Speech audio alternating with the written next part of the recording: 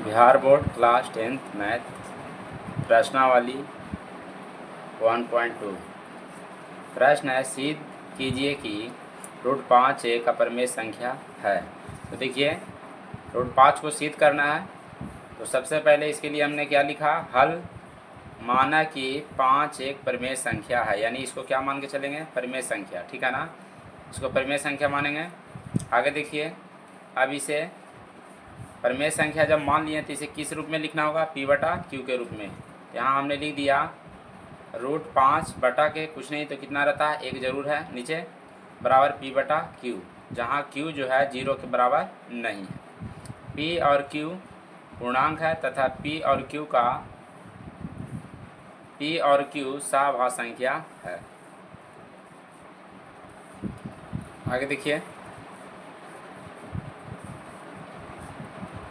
अब इसे क्या किए हैं, 1 से गुना कर दिए P में तो P आ गया, और Q से गुना कर दिए √5 में तो कितना आ गया, √5 आ गया। अब दोनों तरफ क्या कर दिए हैं, वर्ग कर दिए, तो वर्ग मतलब यानी इस पर चला गया घात 2 और इस पर भी घात 2 हो जाएगा, और ये आपका P को ब्रैकेट करके स्क्वायर कर दिए हैं, बराबर √5 Q को ब्रैकेट करके स्क्वायर कर दिए, ठीक है ना। अब P में गुना होगा तो आपका कितना आ जाएगा, P² आएगा, P² आएगा, और 5 × 5 = 25, 25 के बाद 5 आएगा, और Q में जब यानी Q को 2 बार गुना करेंगे, इसका घात 2 है इसलिए क्या हो जाएगा, Q² हो जाएगा। अब इसे हमने क्या मान लेंगे, समीकरण फर्स्ट मान दिया, ठीक है ना, समीकरण फर्स्ट मान दिया। देख लीजिए, P² बराबर 5Q² आ गया, ठीक है ना। तो हम इसे इस तरह से भी लिख सकते हैं कि 5Q² बराबर P²/5, यानी इससे पता चलता है कि 5 से जो है P² क्या होगा, विभाजित होगा, या तो P/5 भी लेंगे तो भी क्या होगा, विभाजित होगा, ठीक है ना, क्योंकि इसका बटा में है, भाग के रूप में है, तो इसे मानेंगे, ठीक है। आगे देखिए, तो यहाँ हमने लिख दिया समीकरण फर्स्ट से, ठीक है ना, यानी देख लीजिए, लिख दिए P² कॉमा कर दिए, 5 से विभाजित है तथा P भी 5 से क्या होगा, विभाजित होगा। उसके बाद देखिए, अब P बराबर हमने 5m माना है, ठीक है ना, आप कुछ भी मान सकते हैं, 5x भी मान सकते हैं। तो यहाँ देखिए P बराबर 5m रखने पर, यानी जहाँ P दिया हुआ वहाँ क्या रखेंगे, 5m रखेंगे। तो देखिए आपका P² है, P² तो P के स्थान पे आपका चला जाएगा 5m, ठीक है ना, 5m चला जाएगा। अब इस पर स्क्वायर हो जाएगा तो ये आपका 5 × 5 = 25m² आएगा, और ये आपका दिया हुआ है 5Q² तो 5Q² हो जाएगा, बराबर में 5 से भागा देंगे 25 में, 5m² बराबर काची होगा, Q²। आगे देखिए, यानी 5m² बराबर हो गया आपका Q²। तो m² बराबर आप इसे Q²/5 लिख सकते हैं, ठीक है ना। तो ये कहने का मतलब है कि ये 5 से क्या है, Q² क्या होगा, विभाजित होगा, ठीक है ना। या तो आप Q/5 भी अगर लिखेंगे तो भी Q आपका क्या होगा, 5 से विभाजित होगा। तो देखिए, हमने यही बात को यहाँ लिखा है यहाँ Q² 5 से विभाजित हो रहा है तथा Q भी 5 से विभाजित हो रहा है। समीकरण फर्स्ट एवं सेकंड में अब यहाँ देखा जाए कि 5 से भी विभाजित हो रहा है, 5 से भी विभाजित हो रहा है, ठीक है ना। तो देखिए, कहने का मतलब है कि इसका जो HCF है 1 नहीं आ रहा है, क्योंकि इसका जब HCF अगर 1 रहता तो ये आपका परिमेय संख्या होता, लेकिन यहाँ इसका जो HCF आ रहा है 5 आ रहा है। क्यों, क्योंकि दोनों जो है आपका Q² भी 5 से विभाजित हो रहा है और P² भी 5 से विभाजित हो रहा है। इसलिए यहाँ देखा जाए तो समीकरण फर्स्ट तथा सेकंड में जो है आपका HCF है वो 1 के बराबर नहीं है, इसलिए हमारी मान्यता क्या हो गया, गलत हो गया, क्योंकि हमने क्या मान के चला था, परिमेय संख्या, लेकिन यहाँ क्या हो गया, अपरिमेय, ठीक है ना। तो यहाँ हमने लिख दिया, इसे सिद्ध होता है कि √5 एक अपरिमेय संख्या है। तो इस प्रकार पहला प्रश्न हल हो गया, ठीक है ना, पहला प्रश्न हल हो गया है। थोड़ा सा समझ में कम आएगा, 1-2 बार आप इसको देख लीजिएगा, समझ में आ जाएगा।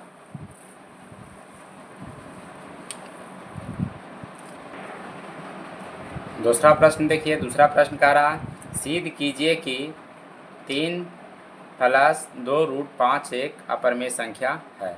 तो आपका जो ये दूसरा जो प्रश्न है काफ़ी आसान प्रश्न है, ठीक है ना। तो देखिए इसको किस तरह से हल करना है।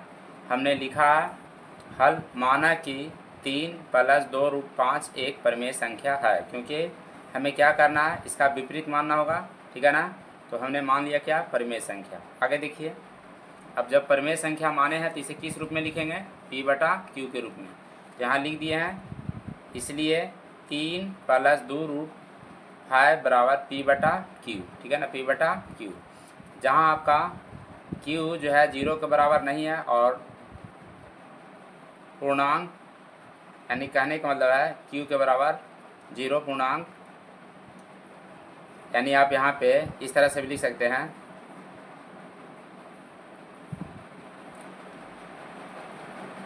थोड़ा सा छूट गया है, यहाँ कर सकते हैं P पूर्णांक तथा Q, ठीक है ना, P पूर्णांक तथा Q, P और Q का अभाज्य संख्या है, ठीक है ना, सभाज्य संख्या। सभाज्य संख्या कहने का मतलब है कि P और Q का जो कहने का मतलब है, इसका जो मसा आएगा वो कितना आएगा, 1 आएगा, ठीक है ना। इतना अगर आप नहीं लिखना चाहते तो यहाँ पे ऐसे कर दीजिएगा ब्रैकेट में करके, जहाँ Q बराबर 0 नहीं है, बस इतना ही लिख दीजिएगा। इतना आप नहीं लिखिएगा तो आप इतना लिख सकते हैं, ठीक है ना। यहाँ इस तरह से लिख देना है P/Q और बस बगल में इस तरह से लिख दीजिएगा, ठीक है, ये भी बिल्कुल सही है। आगे देखिए, 2√5 ये आपका प्लस था, बराबर के साइड भेज दिए, क्या आ गया, माइनस आ गया। आगे देखिए, अब √5 बराबर निकालेंगे तो √5 बराबर क्या हो जाएगा, P/Q - 3 के बटे कितना हो जाएगा, 2 हो जाएगा, ठीक है ना, बटे इसका 2 हो गया। अब यहाँ ध्यान दीजिए, आगे आपका क्या है, अपरिमेय संख्या है, और पीछे यानी बराबर के आगे अपरिमेय है और बाद में क्या, परिमेय है। तो यहाँ हमने लिख दिया, इस चूँकि अपरिमेय संख्या बराबर परिमेय संख्या, यानी एक अपरिमेय संख्या और एक क्या है, परिमेय संख्या। तो याद रखिएगा, एक अपरिमेय संख्या और एक परिमेय संख्या हमेशा क्या होता है, अपरिमेय ही होता है, ठीक है ना। यानी अपरिमेय संख्या बराबर परिमेय संख्या अपरिमेय होता है, इसलिए हमने यहाँ क्या माना है, अतः हमारी मान्यता गलत है। इससे सिद्ध हुआ कि 3 + 2√5 एक अपरिमेय संख्या है, ठीक है ना। क्योंकि हमने क्या मान रखा था, हमने मान के चला था परिमेय, ठीक है ना, हमने माना था परिमेय, ठीक है, लेकिन आपका आया क्या, अपरिमेय आया, ठीक है ना, अपरिमेय आया। तो इस तरह से दूसरा प्रश्न भी हल हो गया, और ज़्यादा हार्ड नहीं है, सिर्फ आप इसको देख लीजिएगा 1-2 बार, आपको समझ में अच्छा से आ जाएगा, ठीक है ना। तीसरा प्रश्न देख लेते हैं। तीसरा प्रश्न देखिए, कह रहा है सिद्ध कीजिए कि निम्नलिखित संख्याएं अपरिमेय है। तो देखिए, तीसरा का पहला प्रश्न दिया हुआ है 1/√2, इसको मान लिए हैं, यहाँ पहले हल लिखें। हल, माना कि 1/√2 एक परिमेय संख्या है। आगे देखिए, जब परिमेय संख्या रहेगा तो उसे हम क्या लिखेंगे, P/Q के रूप में लिखेंगे, ठीक है ना। तो यहाँ लिख दिए, इसलिए 1/√2 = P/Q, ठीक है ना। परिमेय संख्या जब मानेंगे तो P/Q के रूप में लिखना है उसको। जहाँ आप इस तरह से यहाँ लिख सकते हैं, ठीक है ना। जैसे देख लीजिए, यहाँ हमने लिखा जहाँ Q 0 के बराबर नहीं है, यहाँ शॉर्ट में ऐसे लिख दिए हैं, Q 0 के बराबर नहीं है। नहीं तो आप इस तरह से भी यहाँ पे लिख सकते हैं, ठीक है ना, इस तरह से लिख सकते हैं, कोई दिक्कत नहीं है। आगे देखिए, अब इसको क्या कर दिए, पलट दिए, यानी √2 को कहाँ भेज दिए, ऊपर भेज दिए, ठीक है ना। तो इसका जो Q है वो कहाँ चला गया, ऊपर चला जाएगा, और P कहाँ आ जाएगा, नीचे आ जाएगा। आगे देखिए, अब यहाँ देखा जाए तो ये आपका क्या है, अपरिमेय संख्या, ये क्या है आपका, सॉरी, ये आपका अपरिमेय संख्या है, और ये आपका क्या है, परिमेय संख्या। ध्यान दीजिएगा, थोड़ा सा मिस्टेक कर गया था, जो कि सुधार दिए हैं। तो ये जो आपका √2 है आपका क्या है, अपरिमेय संख्या है। बराबर के आगे देखिए, अपरिमेय संख्या, और बराबर के बाद में आपका क्या, P/Q जो आपका किस रूप में है, परिमेय संख्या के रूप में है, ठीक है ना। तो एक अपरिमेय संख्या और एक परिमेय संख्या हमेशा क्या होता है, अपरिमेय ही होता है, अपरिमेय ही होता है, याद रखिएगा, ठीक है। तो हमने क्या मान रखा था, परिमेय संख्या, लेकिन आपका आया परिमेय संख्या, तो इसलिए यहाँ हमने लिख दिया अतः हमारी मान्यता, या तो लिख सकते हैं अतः मान्यता गलत है, ठीक है ना, अतः मान्यता गलत है। इससे सिद्ध हुआ कि 1/√2 एक अपरिमेय संख्या है, ठीक है ना, अपरिमेय संख्या है। तो इस प्रकार तीसरा प्रश्न भी हल हो गया।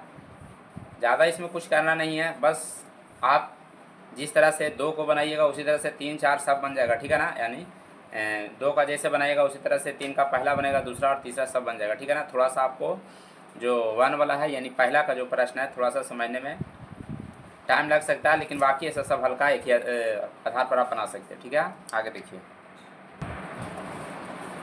इसी का दूसरा प्रश्न देखिए। दूसरा प्रश्न दिया हुआ है 7√5, ठीक है ना। 7√5 और इसे भी क्या करना है, सिद्ध करना है, ठीक है ना। इसे भी क्या करेंगे, सिद्ध करेंगे। तो देखिए कैसे सिद्ध करेंगे। सबसे पहले हमने लिखे हैं हल, ठीक है ना। उसके बाद लिखा माना कि 7√5 एक परिमेय संख्या है, यानी इसको विपरीत मानना है, ये आपका परिमेय है, फिर भी इसको क्या मानेंगे, परिमेय मानेंगे, ठीक है ना।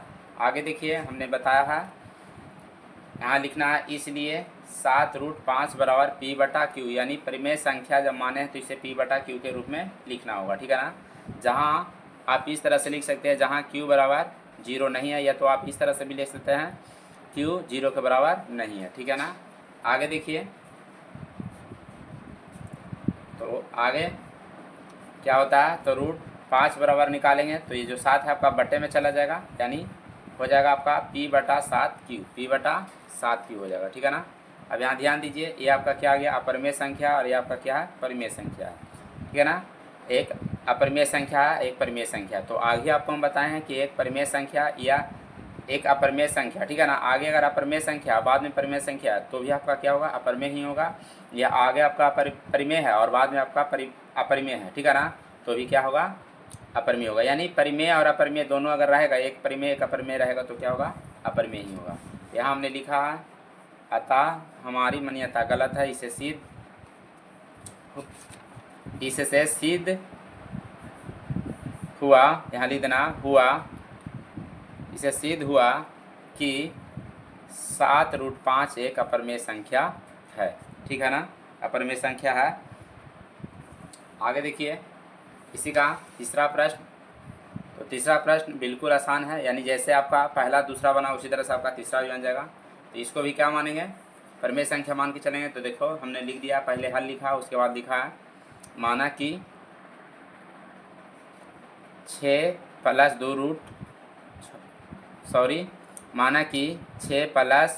2 एक परिमेय संख्या है, इसलिए, ठीक है ना, इसलिए 6 + √2 बराबर क्या मान लिए, P/Q, जहाँ Q जो है 0 के बराबर नहीं है। आगे देखिए, अब ये आपका प्लस है, बराबर की इधर लाएंगे, ठीक है ना, यानी P/Q की ओर इसको ले जाएंगे तो प्लस है तो क्या हो जाएगा, माइनस हो जाएगा। अब यहाँ ध्यान दीजिए, ये आपका परिमेय संख्या, एक आपका क्या हो गया, परिमेय संख्या। तो एक अपरिमेय संख्या और एक परिमेय संख्या हमेशा क्या होता है, अपरिमेय होता है। तो यहाँ हमने लिख दिया है अतः हमारी मान्यता क्या आया, गलत आया, क्योंकि हमने क्या मान के चला था, परिमेय संख्या। देखिए हमने माना था परिमेय संख्या, लेकिन यहाँ आ रहा है क्या, अपरिमेय संख्या, तो इसलिए हमने यहाँ लिख दिया था हमारी मान्यता गलत है। इससे सिद्ध हुआ कि 6 + √2 अपरिमेय संख्या है। तो इस तरह से ये चैप्टर समाप्त हुआ। वीडियो आपको कैसा लगा कमेंट में ज़रूर लिखें, और वीडियो को शेयर, वीडियो को लाइक, चैनल को सब्सक्राइब करना ना भूलें।